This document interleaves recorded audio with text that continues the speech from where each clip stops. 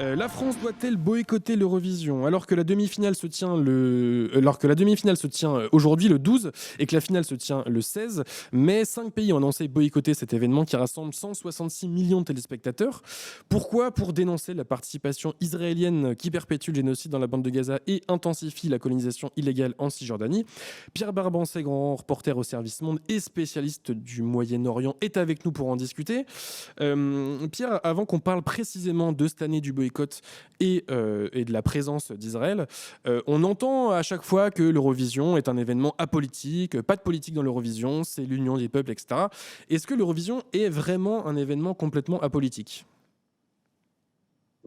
Écoute, c'est une très bonne question dans la mesure où, évidemment, il y a un certain nombre de tenants des membres des pouvoirs en place et de l'idéologie dominante qui voudraient que les gens ne s'intéressent pas à la politique, sauf évidemment pour faire croire qu'il y a une grande démocratie, donc de voter une fois de temps en temps, puis après se désintéresser et leur laisser les mains libres pour décider de tout. Et donc pour ça, il faut dire que rien n'est politique, tout est apolitique. Alors, a priori, évidemment que la conception de se dire, bah voilà, c'est une espèce de festival, c'est un concours de chansons, c'est un concours entre artistes dans lequel il va falloir décider qui est le meilleur, qui est le plus beau, etc. Ce n'est pas politique. Mais en réalité, ce sont ceux-là même qui disent que c'est apolitique, qui l'ont totalement politisé. D'abord parce que ça s'appelle Eurovision, rappelons-le, parce que ça concerne l'Europe. Et or, depuis 1973, Israël est invité à participer à cette Eurovision, ce qui donne bien la mesure de la problématique quand même d'un pays, Israël, qui a quand même du mal à s'intégrer dans cette région du Moyen-Orient dans lequel il se trouve, dans lequel il a été créé en 1948, puisque outre l'Eurovision, les équipes de football ou de basket ou autres israéliennes participent au championnat européen. Bon, ça c'est la première chose. Donc déjà, en 1973, en plus, au lendemain de la guerre qu'on a appelée la guerre d'octobre 1973 et que les Israéliens appellent la guerre de Kippour, faire participer Israël à ce concours de chansons, ça dénote déjà un certain parti pris de la part des organisateurs et derrière eux les gouvernements européens. Mais là, pour revenir plus précisément à aujourd'hui, rappelons que si Israël participe à l'Eurovision encore cette année, ce n'est pas le cas de la Russie, qui est interdite de participation à l'Eurovision à cause de la guerre que Moscou mène en Ukraine. Donc c'est deux poids, deux mesures. Donc c'est soit tout le monde, soit personne. Et donc on voit bien qu'il y a une vision politique qui est développée. Mais pour aller plus loin, il faut savoir aussi que depuis plusieurs années maintenant, un certain nombre de manifestations culturelles ou sportives sont utilisées aussi pour des raisons politiques, et c'est ce qu'on appelle le soft power. L'année dernière, donc en 2025, en juin 2025, peu avant l'ouverture, le début du Tour de France cycliste, nous avions réédité ce fabuleux titre sportif qui était le miroir du cyclisme, qui avait eu ses heures de gloire. Et nous avons donc sorti un premier numéro. Il y aura un deuxième numéro cette année. Donc j'appelle tout le monde à aller le chercher quand il va sortir.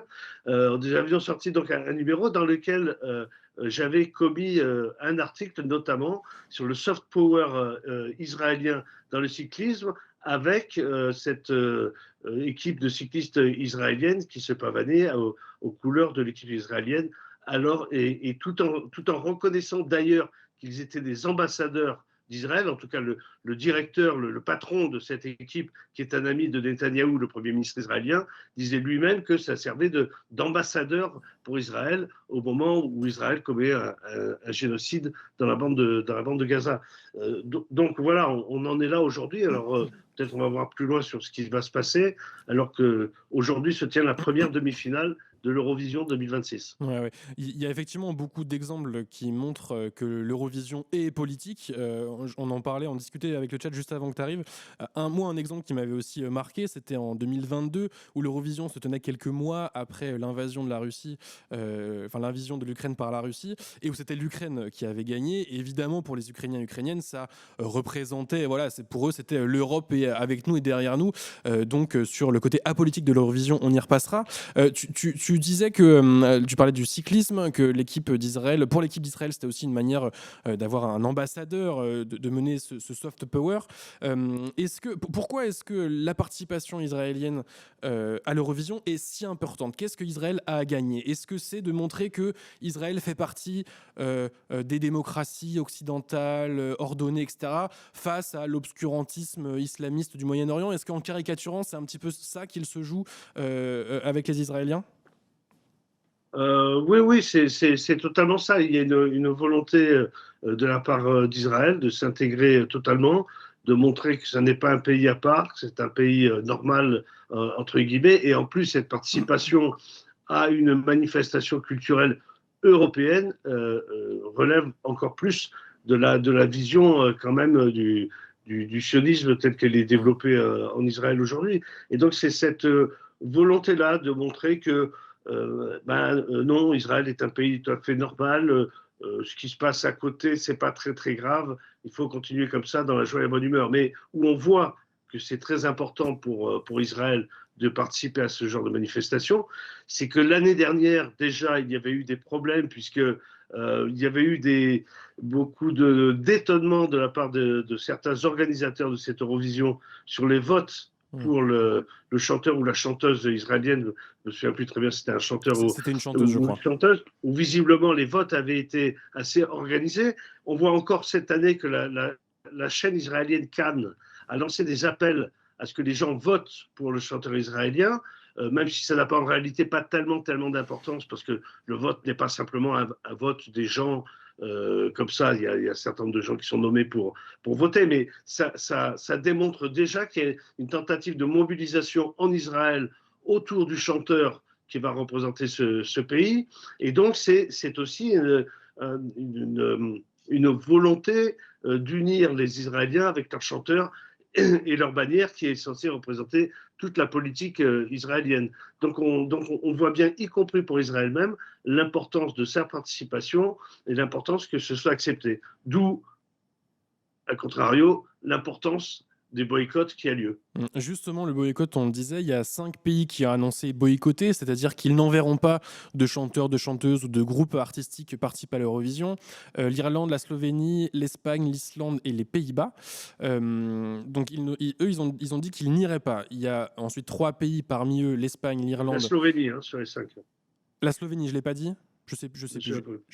Et donc, il y a effectivement la Slovénie, l'Espagne et l'Irlande qui a dit qu'ils ne diffuseraient pas non plus, ils n'iraient pas, mais en plus, ils ne diffuseraient pas à l'Eurovision. Qu'est-ce que tu penses de cette campagne de boycott? Est-ce que ça peut être efficace? Et surtout, ma question, quelle position la France devrait-elle tenir? Alors, sur la première question, Ouais. sur l'efficacité du boycott, je pense que c'est un acte politique fort et un acte de révolte de la part de certains pays. D'ailleurs, ce n'est pas n'importe quel pays, parce que notamment l'Irlande et l'Espagne sont quand même assez en pointe pour la dénonciation de la politique israélienne génocidaire de la bande de Gaza. Ce sont des pays qui ont décidé d'interdire toute vente d'armes ou de produits pouvant aider à la guerre à Israël. L'Espagne a même interdit ses ports, vous le savez, aux bateaux qui transporteraient des produits, des armes pour Israël. Donc, ils prennent aussi cette décision-là en ce qui concerne l'Eurovision.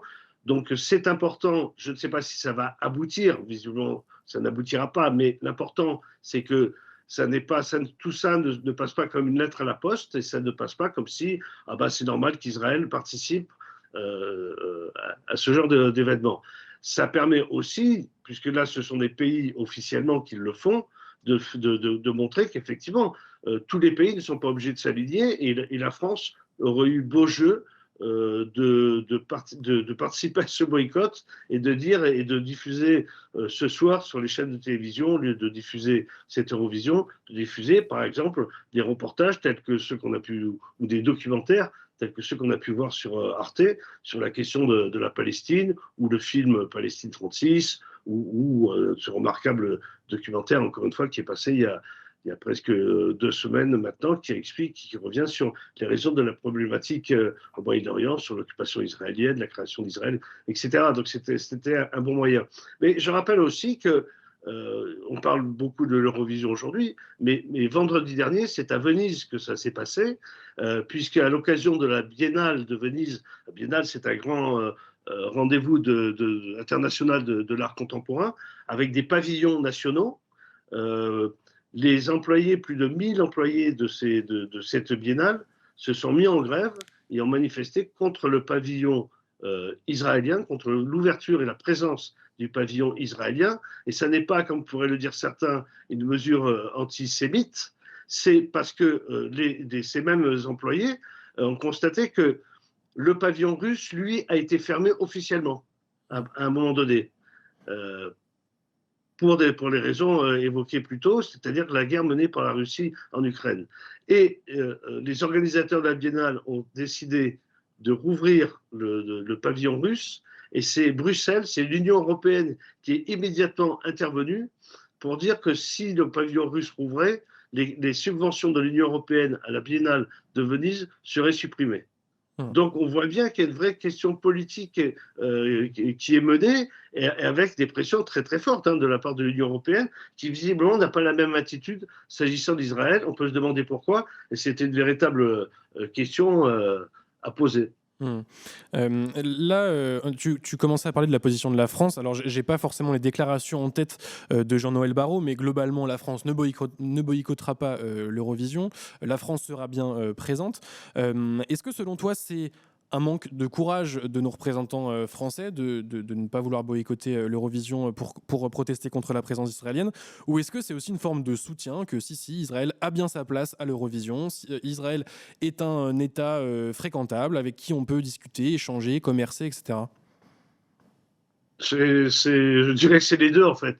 C'est un manque de courage parce que la France, malgré ses déclarations, n'a jamais pris de véritables mesures permettant de suivre ces déclarations, par exemple sur la guerre à Gaza.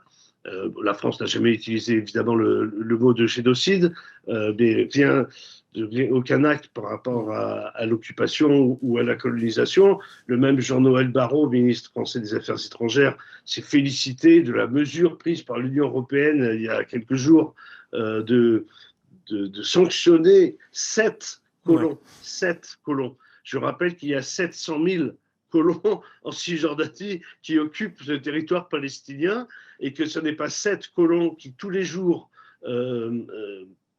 participent à ce qu'il faut appeler des pogroms, dans le sens exact du terme de pogrom, qui n'est pas réservé à une seule population, mais qui montre un acte qui se fait. Ce sont des dizaines et des dizaines et des dizaines de colons qui, tous les jours, participent, protégés par l'armée israélienne, qui participent à l'attaque de villages, à l'attaque des Palestiniens, à l'incendie de maisons, à l'empêchement des paysans palestiniens d'aller récolter, d'aller sur leurs champs pour labourer, ou d'aller récolter leurs olives. Ce sont ces mêmes colons qui aujourd'hui s'attaquent aux éleveurs palestiniens, notamment dans la vallée du Jourdain, et que sur ça, Jean-Noël Barrot, évidemment, n'a pas grand-chose à dire. Et donc, il y a un manque de courage politique, et il y a une volonté française, effectivement, d'essayer